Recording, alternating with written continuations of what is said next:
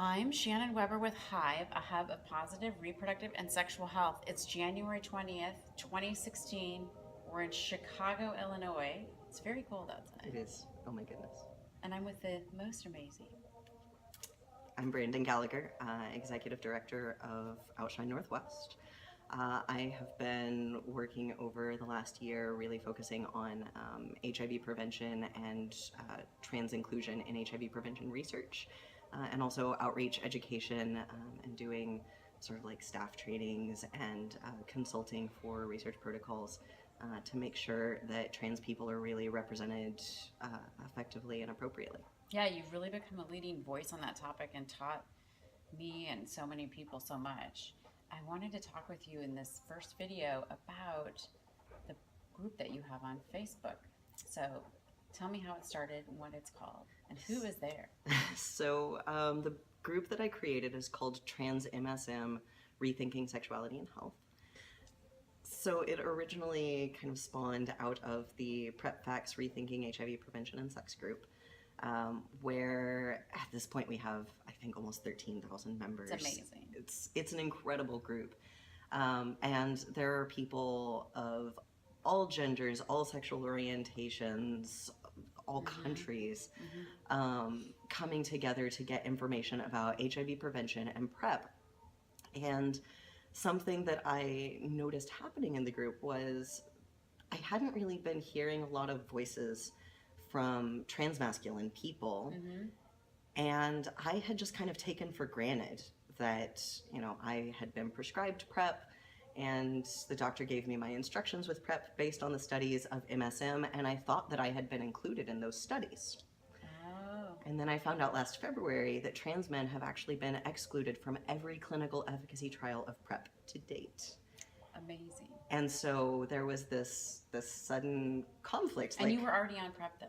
I was already on PrEP, and I suddenly had this very intense mistrust of the research community, that they would publish these papers that say men who have sex with men, but they didn't actually have representative samples of men who have sex with men, because if you exclude transgender men who have sex with men, then you're left with a sample of cisgender men who have sex with men, right? You can't call that MSM if we're not both included.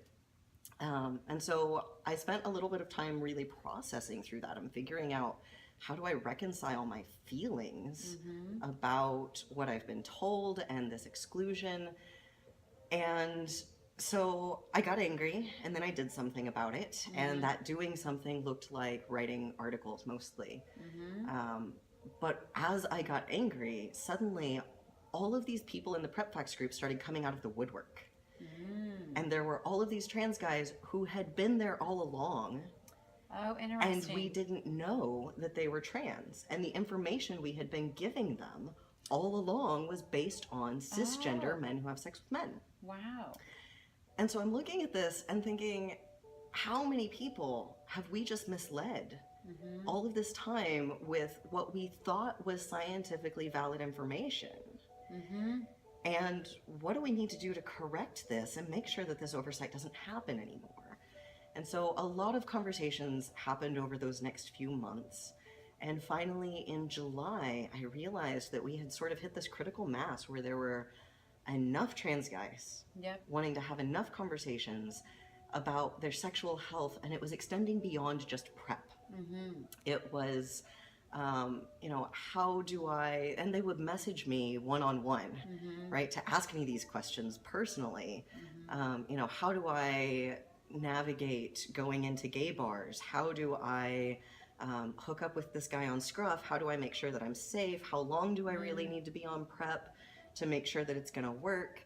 And they weren't able to get these answers from clinicians or from doctors who maybe were familiar with PrEP and certainly weren't familiar with PrEP and trans guys.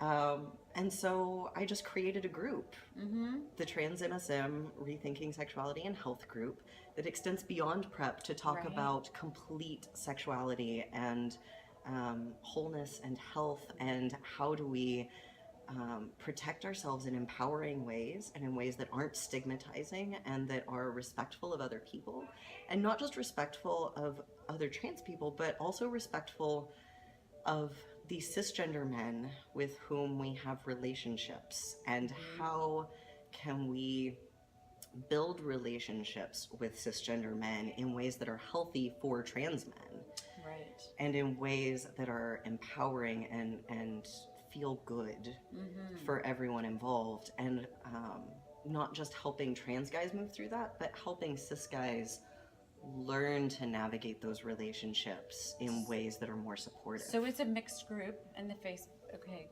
Yeah. And how many people?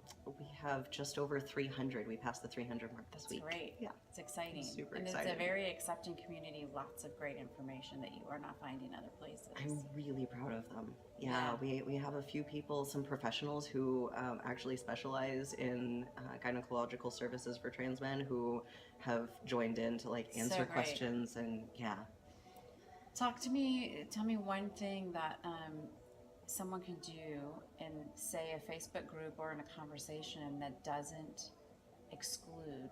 As you just talked about, we have this whole history of exclusion of trans men in our language and in the research protocol, and then the way we interact. What's something that someone like me or someone who's listening could do differently?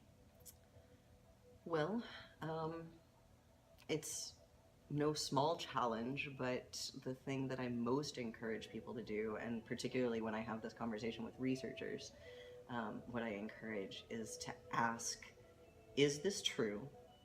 And how do I know?